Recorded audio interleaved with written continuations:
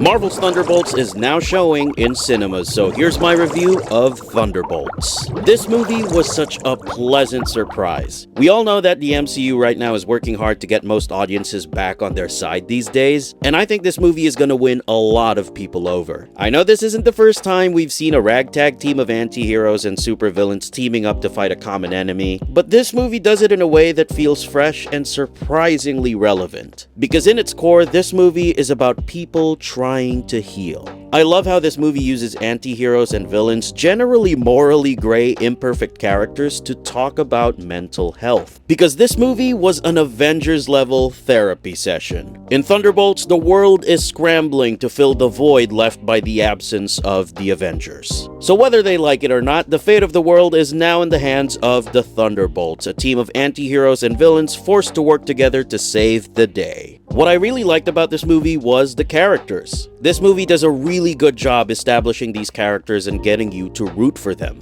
I have three favorites from this movie: Yelena Belova, Red Guardian, and Bob. Let's talk about Yelena first. This movie was definitely carried by Florence Pugh's Yelena Belova. A bit of a hot take, but I think Yelena is now my favorite Black Widow, like maybe even better than Natasha. And that's not to discredit Natasha Romanoff or Scarlett Johansson's contribution to the MCU. But based on their characters alone, I feel as though she's a far better written character, and I relate more to Yelena's Black Widow more than Natasha's. Especially in this one, because in this movie, she's dealing with a lot, to say the least. Feelings of disassociation, depression, and grief are bubbling inside her, and I love how this movie shows us all the messy ways she tries to heal herself. There's so much depth to her character, and the way Florence Pugh portrays this person who is struggling to find meaning in the tragedy she's had to go through was so great, and at times gut-wrenching. She has a scene in this movie with another character who I also felt carried the movie with her, Red Guardian, that is just so emotionally raw.